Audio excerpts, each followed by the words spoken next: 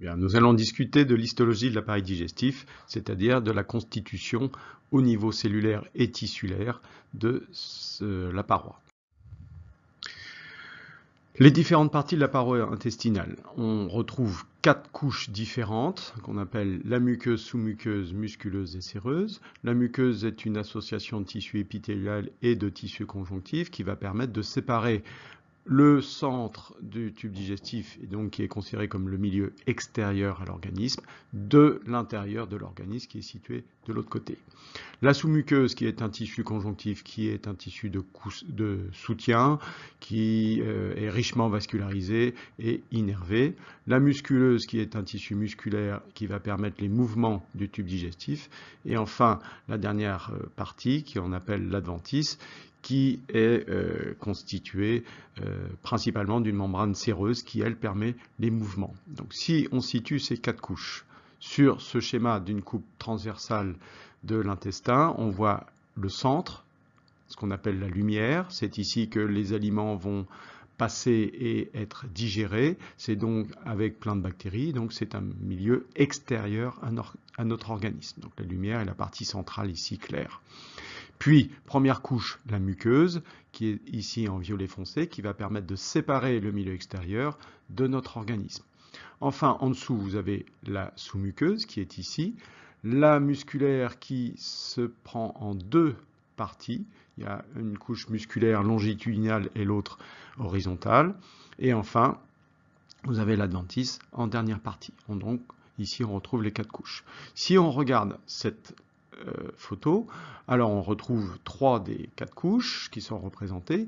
On retrouve la lumière de ce côté-là. La lumière est facile à situer puisqu'elle est du côté de ce qu'on appelle les villosités, c'est-à-dire des petits replis comme ceci de la muqueuse intestinale. Donc la lumière est ici, c'est ici que sont les aliments. Et puis les villosités ici représentent la muqueuse. Donc toute cette épaisseur ici de couche tissulaire, c'est la muqueuse. Sous la muqueuse, on retrouve la sous-muqueuse qui est ici, donc par exemple là. Et enfin, la musculeuse qui est ici et dont on retrouve encore les 2 couches. Ici, sur cette photo qui montre principalement la vascularisation sanguine, on retrouve encore ici, on voit les villosités. Donc la lumière est du côté des villosités ici, donc l'extérieur de l'organisme est ici, c'est-à-dire le centre de l'intestin, et donc la muqueuse est représentée par ici, par les villosités, donc à peu près cette épaisseur. On aurait donc ici, dans cette région-là, la sous-muqueuse. L'absorption. L'absorption, avant de pouvoir la placer, il faut la définir. Donc l'absorption, c'est le passage des nutriments à travers de la muqueuse. Les nutriments vont donc passer de la lumière vers l'intérieur de la muqueuse. Donc si on doit placer une flèche sur ce premier schéma, eh bien on passe de la lumière vers l'intérieur de la muqueuse. La muqueuse, c'est la partie violette. Donc l'absorption, c'est ça. Une fois que c'est dans la muqueuse, ça passe dans le sang ou dans la lymphe, et donc ensuite ça rejoint la circulation sanguine, principalement la veine porte, et donc ça va vers le foie. Ici, sur ce schéma-là, donc si on doit représenter l'absorption, c'est toujours pareil, je pars de la lumière et je rentre dans la muqueuse. Je traverse en fait simplement le tissu épithélial. Sur le dernier schéma, même chose, on part de la lumière, on traverse le tissu épithélial qui est représenté ici par la petite bande jaune un peu plus claire qui est ici, et ça va jusque dans les capillaires qui sont en dessous, donc dans le tissu conjonctif. La grande surface intestinale, donc, qui va favoriser l'absorption. Alors, il y a 3 niveaux qui permettent d'augmenter cette surface intestinale. Nous avons les replis, ce qu'on appelle les valvules conniventes. Donc ça, ce sont des replis de la muqueuse et sous-muqueuse en même temps.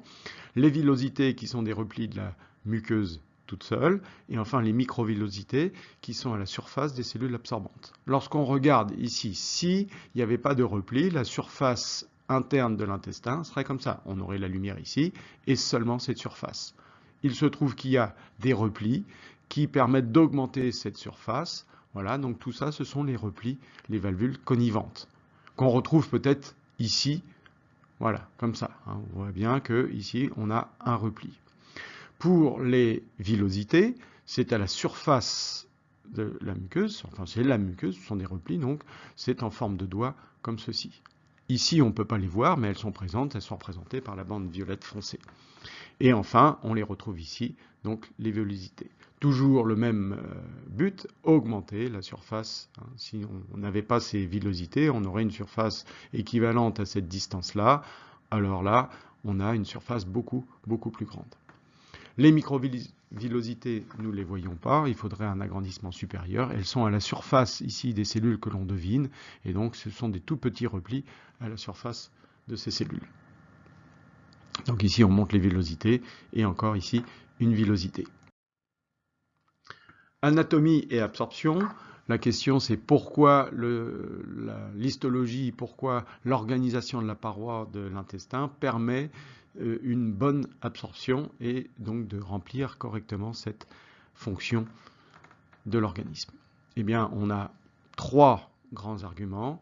La grande surface, plus la surface d'absorption est grande, plus l'absorption est facile.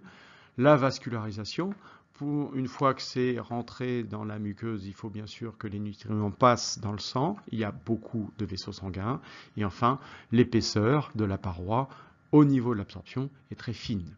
Donc si on reprend ces arguments, eh bien, on a ici une grande surface due au repli villosité et microvillosité que l'on ne voit pas. On a une très forte vascularisation qui est représentée ici. Donc principalement dans les villosités, on voit un réseau de capillaires et un réseau de capillaires lymphatiques très important. Et enfin, l'épaisseur de la paroi, là où il va y avoir l'absorption, est très fine puisque c'est une seule couche cellulaire. J'aurais représenté ici 3 cellules et donc l'absorption nécessite juste de traverser ces cellules pour être tout de suite dans le sang. Merci.